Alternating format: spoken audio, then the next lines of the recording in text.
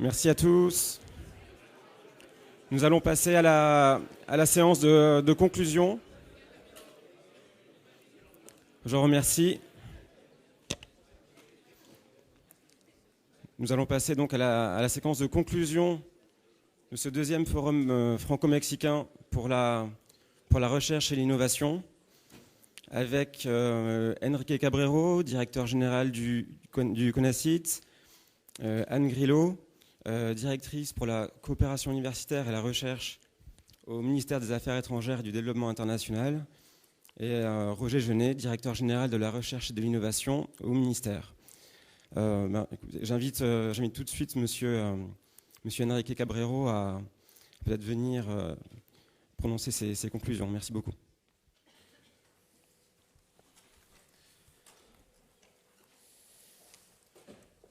Bonjour, muy buenos días a todos y a todas. Je voudrais dire aussi bienvenue, bonjour à Anne Grillo. Merci de sa présence ici. Merci aussi Roger et toutes et tous qui sont avec nous. Je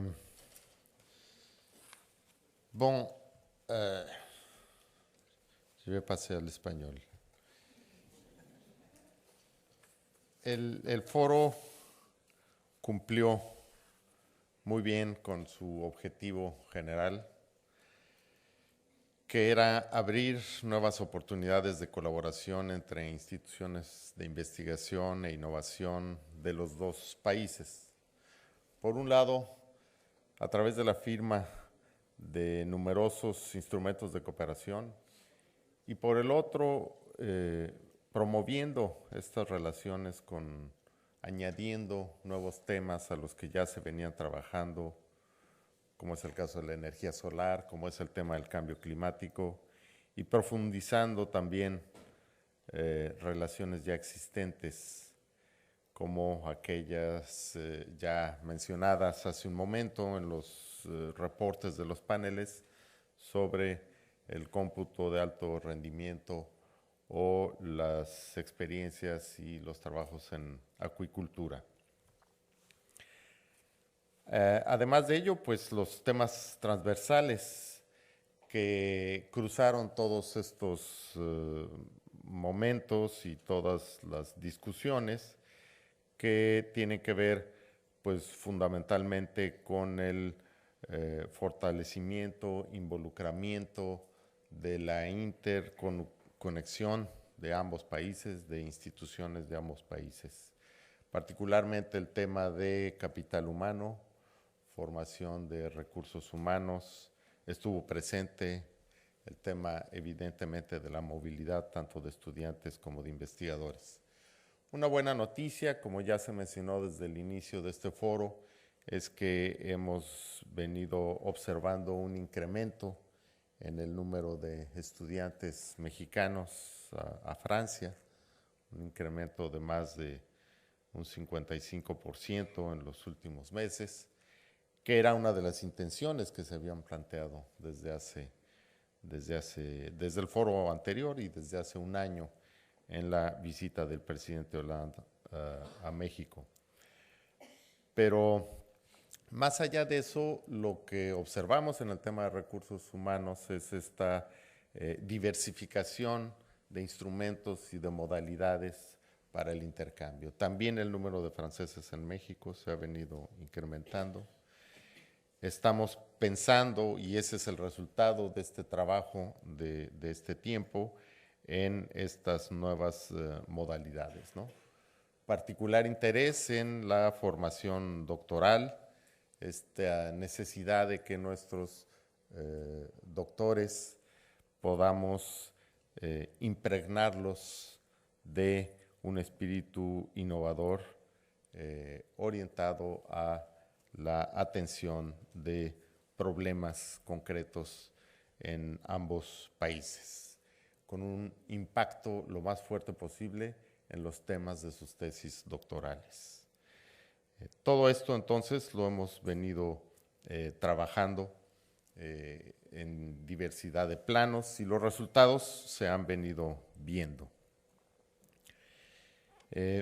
Por otra parte, también el tema de la movilidad de investigadores estuvo presente en todo momento, de la movilidad incluso de empresarios vinculados a esta agenda de ambos países que puedan estar interactuando con una mayor intensidad.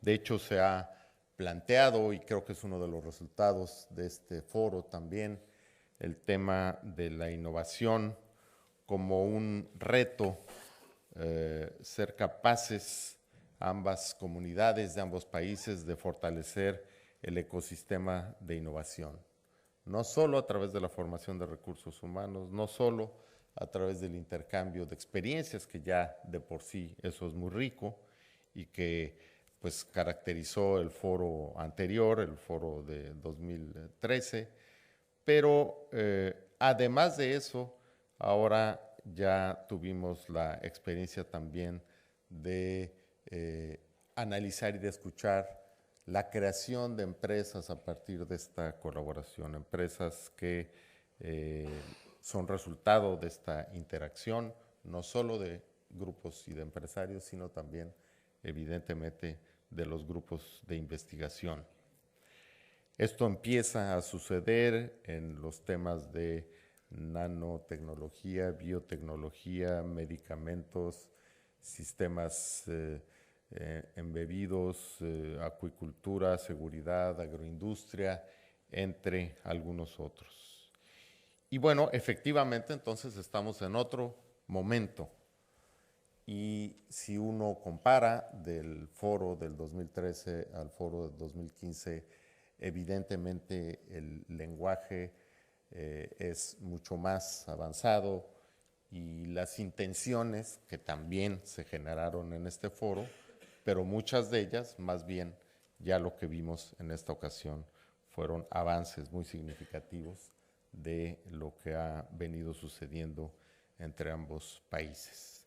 Se empiezan a generar sinergias mucho más visibles en los grupos de investigación, sinergias mucho más visibles en los grupos empresariales. El reto entonces es que este foro pudiera ser visto como el detonador de la búsqueda de un ecosistema de investigación y de innovación ampliado entre Francia y México, interconectado permanentemente.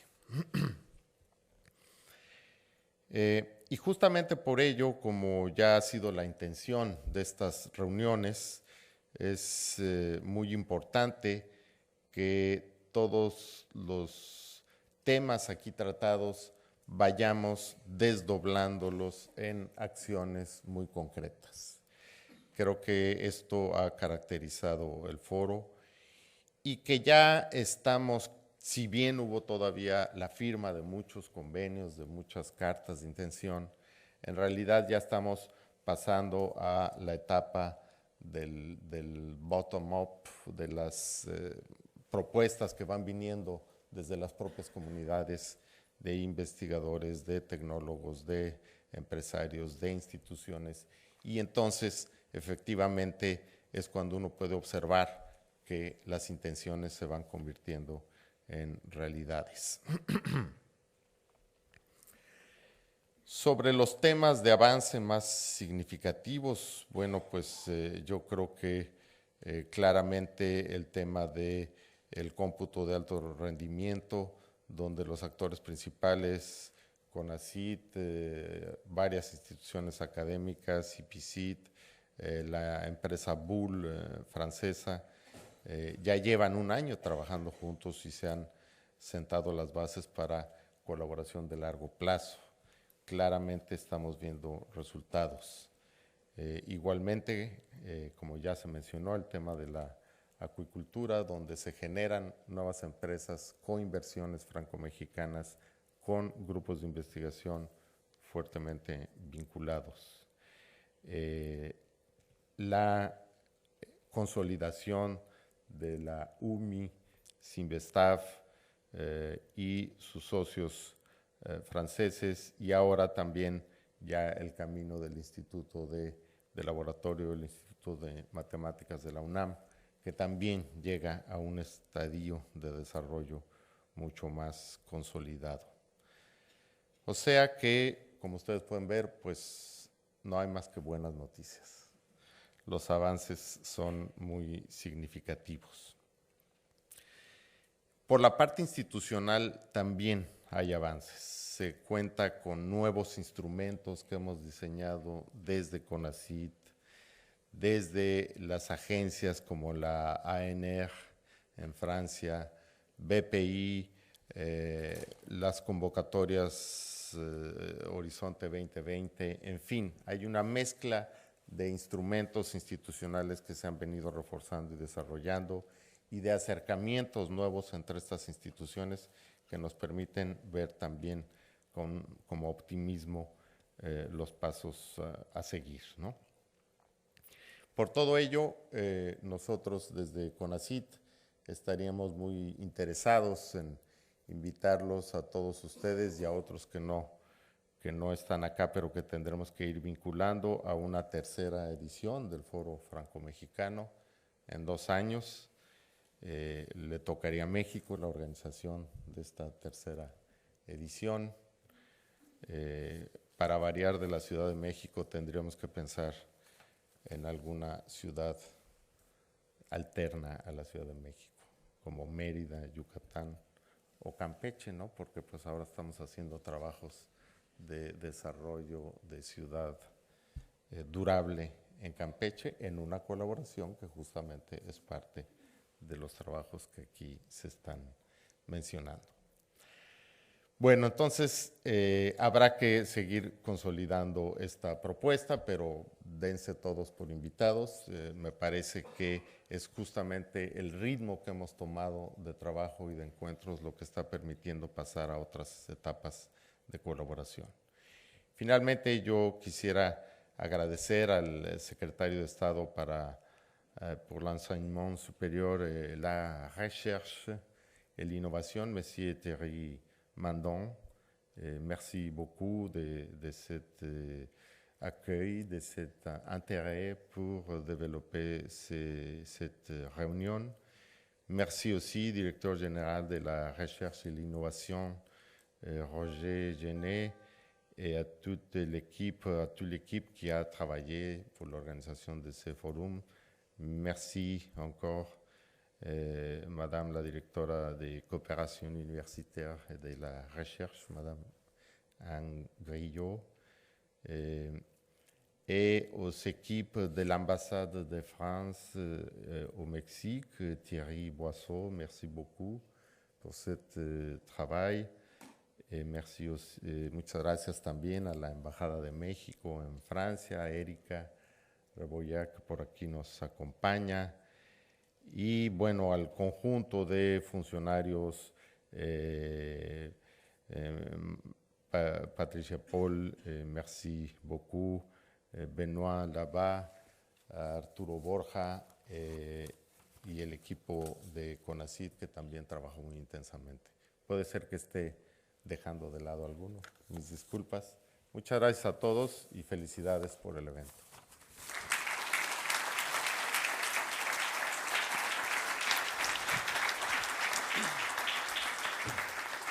Merci, Monsieur Cabrero. J'invite maintenant Anne Grillo à venir nous rejoindre.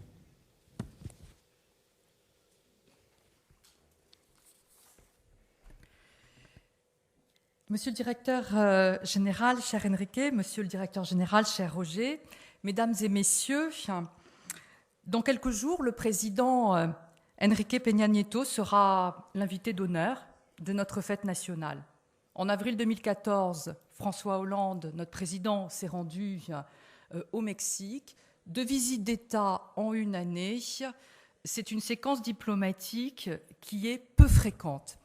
Et je crois qu'il faut y voir très simplement l'importance politique que nos 2 chefs d'État attachent à la relation à notre pays, mais aussi l'ambition qu'ils ont pour notre coopération. Et la diplomate que je suis sait très bien qu'on peut signer beaucoup d'accords, mais les accords n'ont de valeur que s'ils reposent sur des projets concrets, sur des coopérations, sur des échanges humains. C'est ce qui fait quand même, in fine, le ciment de notre relation. Et cette substance, ce travail, cette dynamique, eh bien c'est vous. C'est votre engagement. Ce sont tous les projets auxquels vous avez pensé pendant les travaux de ce forum. C'est votre conviction que nous pouvons ensemble aller de l'avant.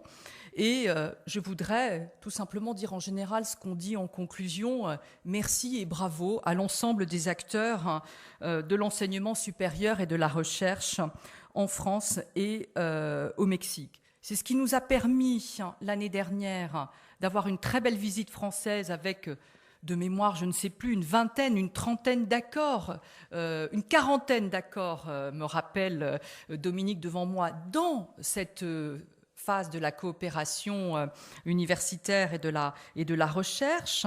Dans les jours qui viennent, ce sera à nouveau encore une quinzaine d'accords au moins qui seront signés également en termes de coopération éducative, de formation scientifique et d'innovation. Et je suis d'accord avec vous, cher Enrique, ce deuxième forum est très clairement un succès. Mais il ne faut jamais se reposer sur nos acquis. Il faut aussi maintenant aller de l'avant. Et pour aller de l'avant, je crois important de garder à l'esprit les objectifs stratégiques, je dirais, qui nous guident dans notre coopération, de ne jamais perdre de vue, je dirais, le fil conducteur. Et à travers les thématiques que vous avez abordées, en regardant les profils et la qualité des intervenants durant ce forum, je me suis dit qu'il y avait au moins 3 objectifs qui apparaissaient très clairement à la lecture de tout cela et de ce qui m'a été rapporté des conclusions de vos travaux. C'est le premier, la volonté d'avoir très clairement une coopération qui conforte la place de nos 2 pays dans la compétition mondiale. Vous l'avez rappelé, monsieur le directeur général. D'avoir également une coopération qui, tout simplement, forme et prépare les jeunesses respectives de nos 2 pays à s'insérer sur le marché du travail dans un monde globalisé. Et puis, un troisième objectif, une préoccupation qui est de contribuer à la préservation également de notre cadre de vie, de notre environnement et de notre planète. S'agissant de cette volonté de conforter notre coopération pour consolider la compétitivité de nos 2 pays, j'ai le sentiment qu'il y a un peu 2 orientations qui se dégagent à l'issue de vos travaux. D'abord, on voit bien la volonté qu'il y a d'investir ensemble dans un certain nombre de domaines qui sont très clairement identifiés, l'aéronautique, le calcul de haute performance, l'énergie, les biotechnologies, les transports, qui sont clés pour nos 2 pays. Et on voit bien aussi qu'en termes de méthode, il y a la volonté de privilégier de nouvelles formes de partenariats, des partenariats publics-privés, et de travailler beaucoup plus en synergie entre le monde de la recherche, de l'innovation et celui des entreprises. Et c'est vrai que l'engouement en général que suscitent les échanges autour du calcul de haute performance, pour moi qui ne suis pas du tout une scientifique, avec tout ce que fait notamment l'entreprise Bull Atos, c'est un bon point d'application, je crois, de cette méthode que nous souhaitons privilégier dans notre coopération. Et qu'à cet égard, le nouveau programme qui va être lancé sous l'égide du CONACYT et de notre ambassade au Mexique, avec l'aide du ministère de l'Enseignement supérieur et de la Recherche, qui va viser à faire travailler davantage des entreprises françaises et mexicaines, des laboratoires, des pôles de compétitivité, ce qu'on va surnommer avec l'acronyme Coupole Innovation, s'inscrit bien dans cet état d'esprit. Et puis, il y a un secteur qui a été un peu abordé et que je rappelle parce qu'il touche à la fois à l'attractivité de nos pays respectifs, mais aussi à notre économie. C'est aussi un domaine, je dirais, de recherche et d'innovation. C'est bien évidemment également le tourisme et le développement durable. Et nous aurons également un accord qui sera signé durant la visite d'État. Le deuxième enjeu que j'évoquais, c'est bien évidemment de former pour insérer professionnellement nos jeunesses respectives. Et là, je dirais plus qu'un enjeu, je crois que c'est tout simplement un impératif politique que nous avons. Nous avons effectivement l'obligation, la responsabilité d'investir, et je reprendrai volontiers l'expression utilisée par Enrique, dans notre capital humain futur.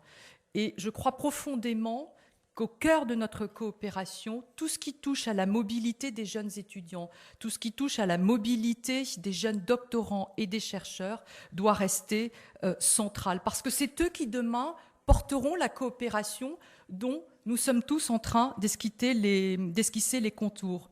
Et de ce point de vue, l'accord entre le CONACYT et les 17 pôles universitaires qui a été signé à l'occasion de ce forum est également une bonne illustration de cette priorité.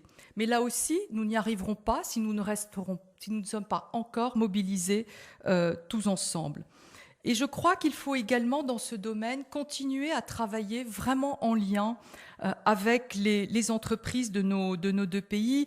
Et c'est vrai que si d'ici la fin de l'année, nous pouvions, avec le ministère de l'Enseignement supérieur et de la Recherche, pouvoir envisager de lancer un programme de convention industrielle de formation par la recherche avec le Mexique, ce qu'on fait avec d'autres pays, je pense que ça pourrait être une perspective intéressante.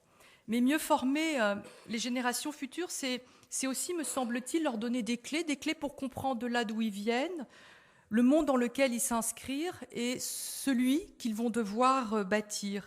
Et il y a une dimension de notre coopération qui n'était certes pas l'objet, je dirais, de vos échanges dans ce forum, à laquelle je tiens parce que j'y crois beaucoup et que c'est quand même de la coopération scientifique, c'est la contribution que les sciences humaines et sociales peuvent apporter également. Et nous avons en la matière, entre la France et le Mexique, une grande tradition d'échange. Nous avons au Mexique un centre, sous tutelle d'ailleurs, du CNRS et du ministère des Affaires étrangères, d'études mexicaines et centra-américaines qui travaillent sur des problématiques touchant à l'urbanisme, au développement des territoires. Et je crois que, je dirais, cette contribution de ces sciences humaines et sociales, de tout ce capital que nous avons réuni depuis des années est extrêmement utile.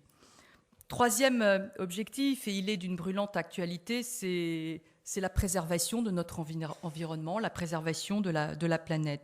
Il y aura lors de la visite d'État un accord qui sera signé en matière de protection de la qualité de l'air et de gestion du risque environnemental, qui est, je dirais, un sujet qui nous touche autant, français que mexicains, et que dans le cadre de la préparation de la COP21, qui sera le grand rendez-vous de cette fin d'année, je voudrais souligner l'engagement du Mexique. Je voudrais d'abord souligner le travail remarquable que fait l'IRD avec le Centre mexicain sur le changement climatique et le développement durable, saluer la participation remarquée des scientifiques mexicains à la conférence qui se tient à l'UNESCO sur le changement climatique, qui est la grande conférence scientifique qui lance, je dirais, le top départ, si je puis dire, de la préparation de la COP 21, et rappeler à cette occasion que le Mexique a été le tout premier pays à soumettre sa contribution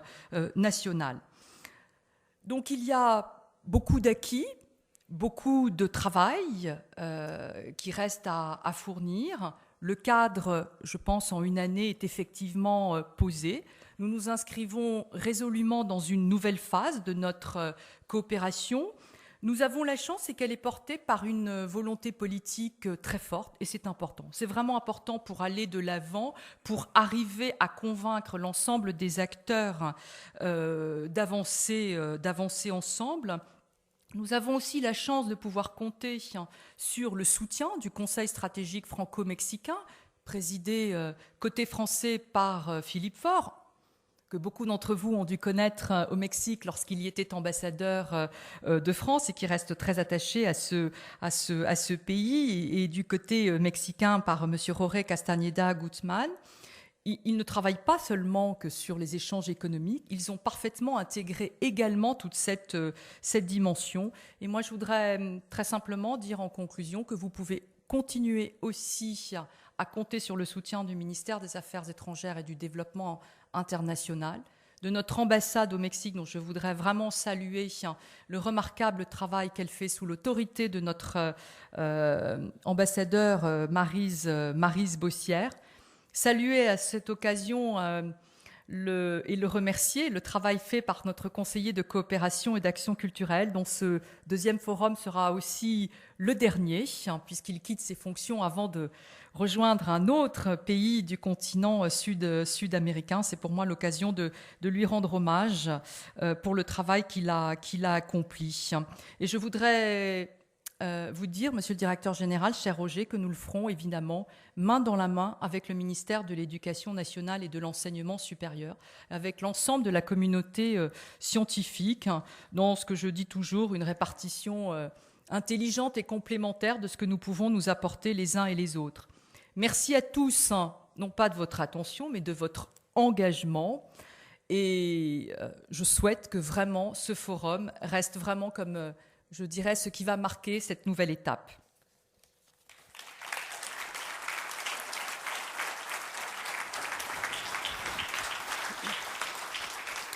Merci Madame Grillo. J'invite maintenant Roger Genet, directeur général de la recherche et de l'innovation. Merci beaucoup, Monsieur le Directeur Général, cher Enrique, chère Anne, Madame la Directrice, Mesdames et Messieurs, chers collègues. C'est vraiment un très grand plaisir pour moi de venir ici clore ce forum, le deuxième forum franco-mexicain.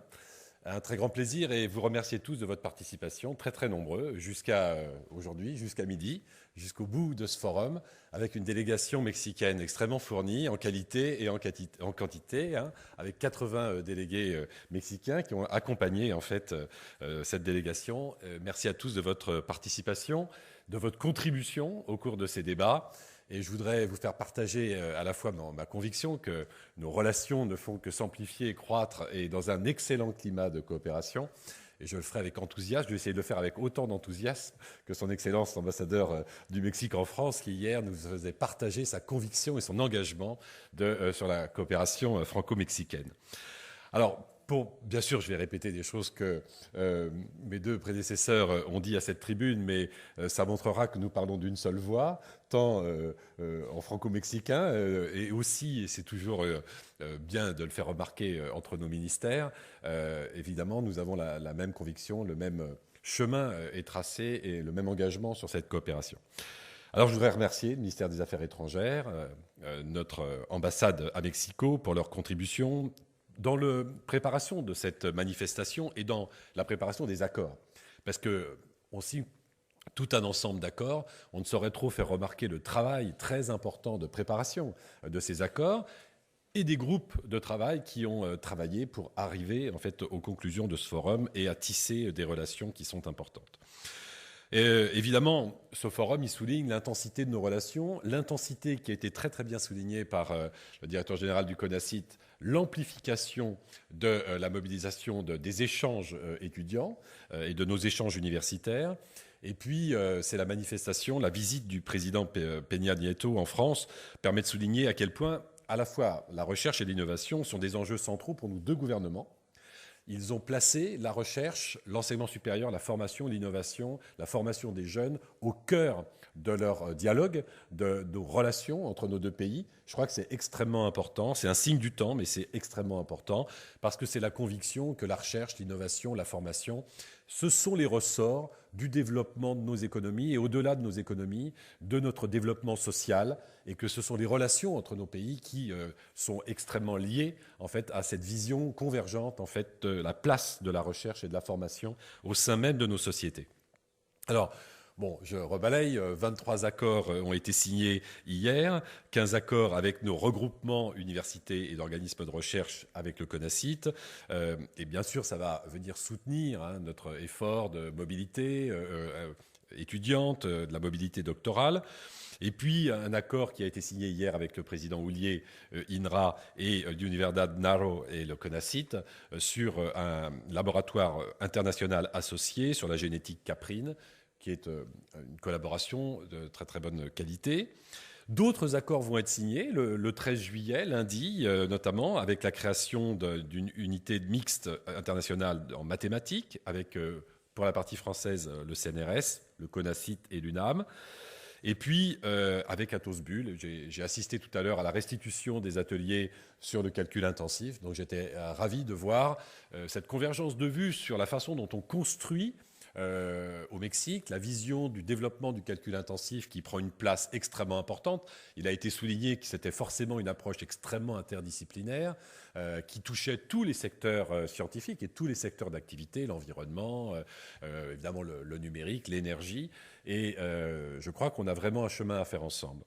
Et de ce point de vue, je veux vraiment souligner et remercier tous les industriels, tous les entrepreneurs qui participent en fait à ce forum. J'ai été frappé de voir à la fois leur contribution dans les débats, dans le forum, dans la construction des accords et dans ces 2 journées. Je pense que c'est extrêmement important et ça montre bien que, alors je pense que c'est peut-être déjà plus une réalité au Mexique qu'en France où nous essayons vraiment de promouvoir le transfert de la recherche académique vers le monde industriel, mais ce lien absolument nécessaire, indissociable entre la recherche publique, la recherche industrielle et le transfert des connaissances nouvelles vers l'industrie. Et donc, je me félicite de cet accord avec Atos Bull qui sera signé lundi. Et puis, le 16 juillet, après les festivités du 14, auquel évidemment le Mexique sera pays d'honneur, nous aurons un accord entre nos 2 agences spatiales, notamment sur les questions d'observation des océans. Et vous savez à quel point cette question de la préservation des océans est absolument essentielle. Et à l'aube de notre conférence à Paris sur la COP21, c'est évidemment des signes qui ne trompent pas. Alors ces différentes séquences politiques illustrent bien donc toute l'importance que nous accordons à notre coopération. Et revenant brièvement en fait sur l'organisation de ce forum, on a construit en fait nos discussions, nos axes de progrès sur 3 axes principaux. Le développement de la mobilité des étudiants et des chercheurs, déjà une réalité depuis l'an dernier, et ça je dois vraiment remercier le directeur général du CONACYT de l'impulsion qu'il a donnée pour que dans un temps très bref, on ait un accroissement en fait, des échanges qui est absolument remarquable. Renforcer les partenariats avec les entreprises et définir des priorités scientifiques partagées, et puis réfléchir sur les questions de financement de la recherche. Je pense que pour le Mexique comme pour la France, confrontés aux difficultés dans lesquelles nous sommes, il ne s'agit pas forcément de générer de l'argent nouveau ou de faire marcher la planche à billets, mais plutôt de mobiliser les outils très nombreux que nous avons de coopération, que ce soit nos agences de financement, que ce soit nos organismes de recherche, nos universités, les différents dispositifs que nous avons pour favoriser la mobilité et les échanges et vraiment de les cibler, de les prioriser pour construire un partenariat. Alors, bien sûr, sur le forum, je voudrais insister sur à la fois la satisfaction que nous avons de mieux répondre à la formation doctorale et au lien avec l'industrie, qui s'est concrétisé de mon côté par un point important, l'a un petit peu abordé, qui est la présentation du dispositif de thèse de contrat industriel de formation par la recherche, qui est les thèses CIFRE que la France a développé depuis très nombreuses années, que nous partageons maintenant avec un certain nombre de pays. L'Association nationale de recherche technologique a présenté hier ce dispositif. Nous sommes évidemment tout à fait intéressés de le développer avec nos partenaires mexicains. Et puis, un certain nombre de présentations ont été faites par l'Agence nationale de la recherche de la façon dont fonctionne le financement compétitif, l'Agence de financement sur financement compétitif en France, de nos dispositifs de laboratoires internationaux associés.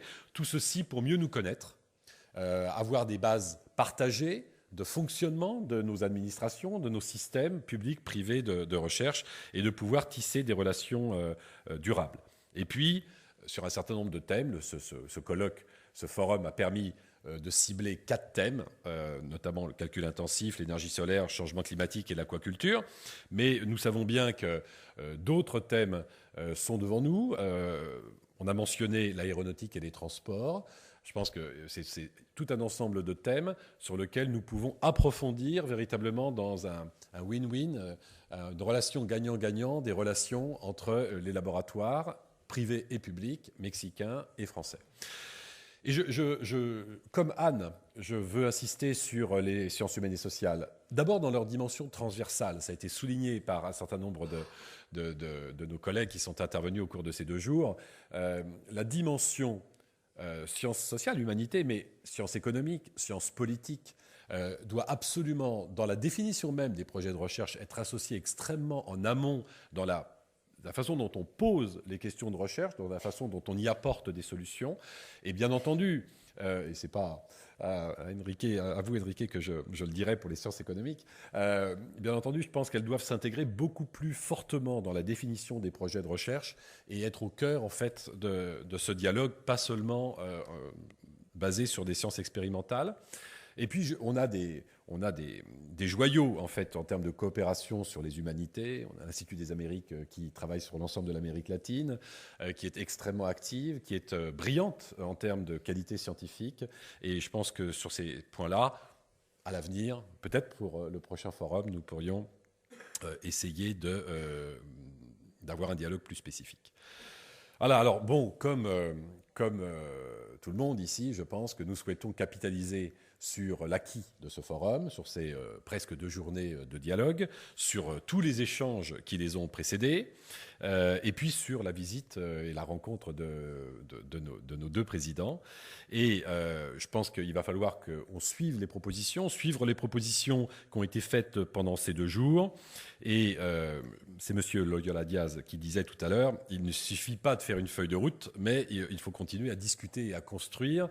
Je pense que c'est tout à fait juste. Je pense que c'est pour ça d'ailleurs qu'on ne fera pas de feuille de route en conclusion de ce forum. Ce qui est relativement simple. En général, on met les 10 thèmes principaux et puis 2 ans après, on regarde ce qu'on a fait. Je pense qu'on va plutôt essayer, point par point, fondé sur les accords et sur les résultats des groupes, de creuser et de vous accompagner sur les discussions pour approfondir en fait les échanges et continuer une discussion régulière qui nous mènera assez naturellement dans 2 ans au Mexique. Merci de votre invitation, Monsieur le Directeur Général. J'espère pouvoir y répondre en tout cas, je serais ravi de pouvoir y répondre si effectivement je suis toujours dans ces responsabilités, mais ce sera avec grand plaisir. Voilà, et puis donc sur la méthode, ces groupes de travail que nous avons mis en place, alors on avait mis 3 groupes de travail en place sur les échanges, sur le financement de la recherche, sur la coopération. J'ai compris qu'on pourrait légèrement les moduler, peut-être refondre en fait ces différentes thématiques et donc on va voir comment on s'y prend dans les semaines et dans les mois qui viennent. Mais je pense qu'il faut aussi maintenir ce dialogue au niveau institutionnel. Voilà, merci beaucoup de votre attention. Je voudrais clore cette courte intervention en remerciant encore, évidemment, vous tous participants à ce forum, plus particulièrement le CONACYT, qui a été co-organisateur avec notre ministère de cette manifestation. Particulièrement, vous me le permettrez, et peut-être en votre nom à tous, les collaborateurs du ministère qui ont œuvré à la réalisation même de ce forum, préparé des accords de notre côté, sous la houlette de Patricia Paul qui est ici, Benoît Labat, l'ensemble des personnels de la Mériès qui ont participé, je veux remercier en votre nom très sincèrement. Et puis, bon, cette visite du président Peña Nieto commencera formellement que le 14 juillet. Et plusieurs échéances attendent donc nos partenaires mexicains d'ici là, avec plusieurs visites en province, si j'ai bien compris, dans le sud de la France. Et donc je voudrais vraiment les féliciter et les remercier en fait de cette longue visite officielle en France qui nous permet vraiment de renforcer nos échanges. Voilà, merci beaucoup. Ce forum, ça a été dit par Monsieur le Directeur Général du CONACYT et Madame la Directrice, est un succès, et on vous le doit. C'est votre participation qui fait ce succès. Merci de votre contribution à tous, merci de votre participation, et donc à très bientôt, donc quelque part au Mexique. Merci.